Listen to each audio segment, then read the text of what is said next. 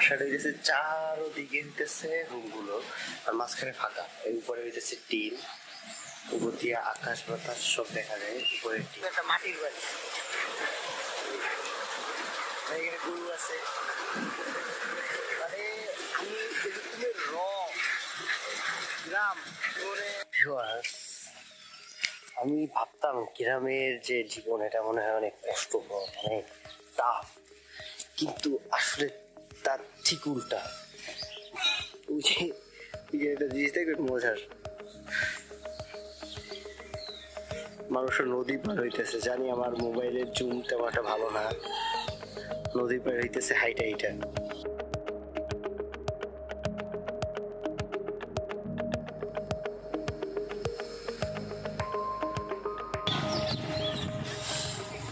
তো ভিউয়ার্স, আমি এখন যাইতেছি দিনাজপুর রাজবাড়ির দিকে। আমি জানি না ওইখানে কি মনে আছে, যেহেতু আমি আমার বাকেট লিস্টে রাইখা দিচ্ছি, তো যাই দেখা লাগবে। আর একটা বিষয়, রাস্তার পাশে আছে, তো এরকমের রাস্তা সে পাশে যে জায়গাগুলো থাকে এগুলা আমার মনে হয় না মিস করা উচিত। যদিও দেখলাম প্রায় এখনো কয়েক কিলোমিটার, এখনো 400-500 কিলোমিটার, মানে 400-500 মিটারের তো বাকি আছে। চলেন যাওয়া যাক।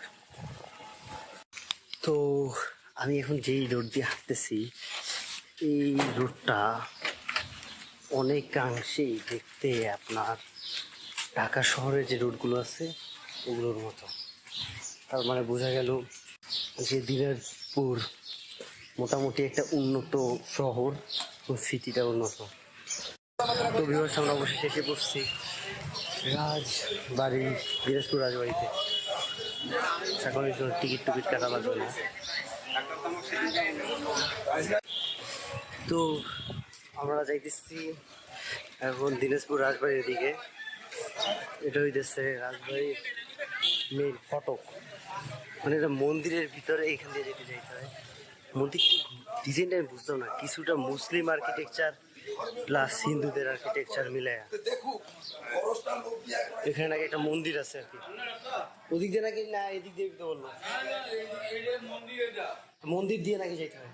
মন্দির দিয়ে রাস্তা নাই, রাজবাড়ি গেট হলো এইটা ভিতরে মন্দির। আল্লাহ, আর আধা পুরাদের ভাই ওই যে ভিতরে, ওই যে ওই পাশে রোডটা দিয়া। হ্যাঁ এই যে লোহার গেটটা আছে না, ওই গেটে বাম দেখা যাচ্ছে বাংলা। ওদিক দিয়ে তো ওনারা বললো যে দিক দিয়ে রাখি রোড নাই। এটা হলো, আপনি যাবেন বলে মন্দিরে? না না, আমি মসজিদে যাবো, মানে সরি রাজবাড়িতে যাবো। রাজবাড়ির গেট হলো এটা, আর ওইটা আসলে বাড়ি রয়েছে। তা এদিক দিয়ে ঢোকা যায় না? ওইদিকে লোহার গেটটা বাম দিকে। সেটাই তো বুঝতেছি না, ওদিকে লোকরা বলতেছে এদিক দিয়ে যান।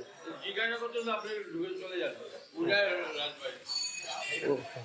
কাহিনী বুঝতেছি না ভাই, একজনে বলতেছে এদিক দিয়ে, আর একজনে বলতেছে ওদিক দিয়ে। চলেন আমরাই দেখি কোনখান দিয়া।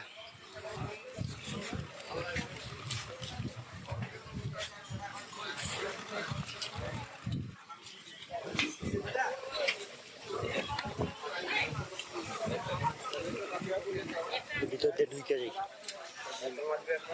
সাইড দিয়ে যাই। আগে যায় তো দেখি আসলে কোনো রোড আছে কি নাই। না, লোকটাই শুধু শুধু আমাদের ঘুরাইতেছে।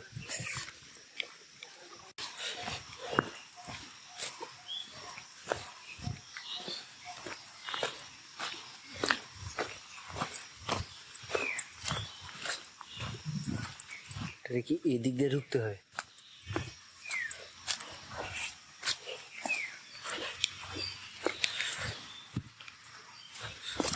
কি এদিক দিয়ে?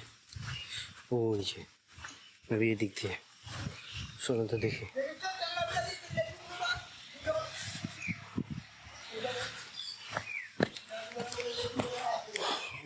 দিনাজপুর রাজবাড়ি তার মানে কি সব ভাঙ্গাচোরা?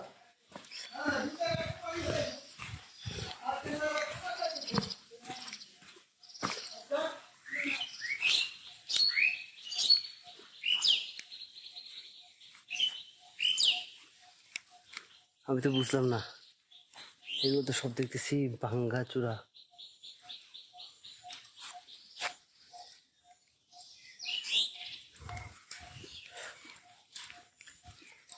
দাদু, আমি ওই যে এটা তো দিনাজপুর রাজবাড়ি,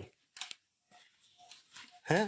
হ্যাঁ, তাহলে ওই পাশে যে রিনোভেট করা একটা জিনিস হতো, ওদিকে একটা আছে হ্যাঁ ওটা কি? মন্দির। ওই পাশে রিনোভেট করা যেটা ওটা মন্দির। হ্যাঁ, আরে এটা দিয়ে যাবেন ওটা ঢুকবে না। ও, তো এইখান দিয়ে ওইদিকে যাওয়া যায় না, ওই ঘুরে যাইতে হয়, যাওয়া যায়? ওদিক দিয়ে যাওয়া যায়, এটি রাস্তায়। ও, এদিকে রাস্তা নাই। আর এদিক দিয়ে গেলে, হ্যাঁ, আবার ওই পুকুরের কিনার দিয়ে ধার দিয়ে রাস্তা আছে, ওই জায়গায় দাঁড়িয়ে যাবে, এটা না। ও, কারণ ওই জায়গায় রাস্তা নেই। বুঝছি বুঝছি।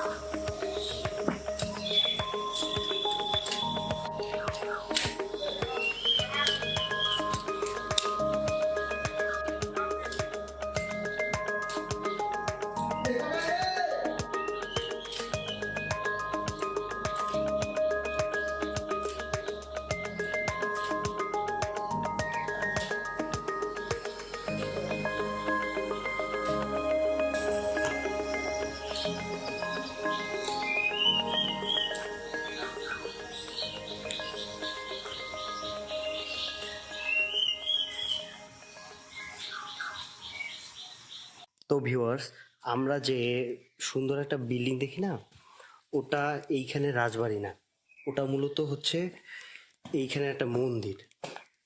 আর মূল রাজবাড়ি হইতেছে এটা, যেটার মধ্যে দেখেন আমি এখন উঠতেছি আর কি, এটা হইতেছে মূল দিনাজপুর রাজবাড়ি। দিনাজপুর রাজবাড়ি অনেক ধ্বংসপ্রাপ্ত একটা জায়গা, মানে প্রায় ধ্বংস হয়ে গেছে এই জায়গাটা।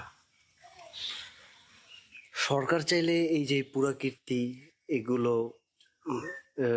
করতে পারবে, রেনোভেট করতে পারে, যদি সরকার চায় আর কি। এখানে স্টিল দিছিল সেই আমলে।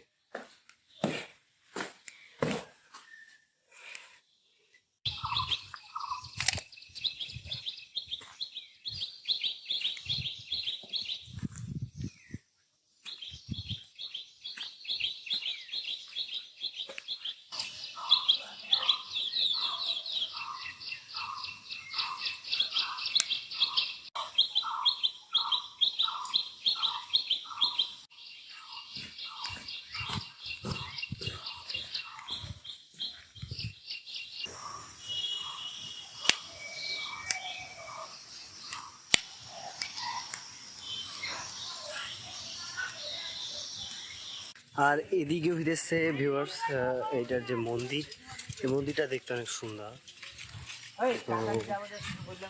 তো ঢুকে কোনখান থেকে? ওখান থেকে মন্দিরে তো এর আগে আমি ঢুকি না। হ্যাঁ হ্যাঁ হ্যাঁ, ওরা পিছনে, আবার এদিক দিয়েও যাওয়া যায়, এদিক দিয়ে হইতেছে এই মন্দিরটা দেখতে হয়। হ্যাঁ, এটা মন্দির দেখতে হয় শুধু। এটা মেবি কিছুটা টুরিস্টি, যার কারণে পুলিশেরইও আছে। বরফ মন্দিরের সামনে তো বরফ।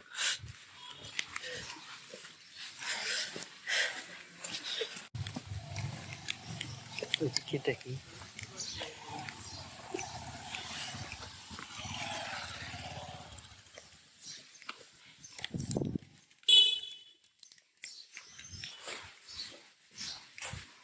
ও, এটা হচ্ছে মন্দির। শুধু এদিক দিয়ে এতটুকু রেনোভেট করা হয়েছে। জি, আমি আসলে আপনাদের এলাকার কথা বুঝি না, বাংলা বুঝতেছি। হ্যাঁ, এখন বলেন। কাপড় বিক্রি করে তো মুখ দিলে নেবে? ও না না, থাক। কোন দেশে করে? ও ঢাকা।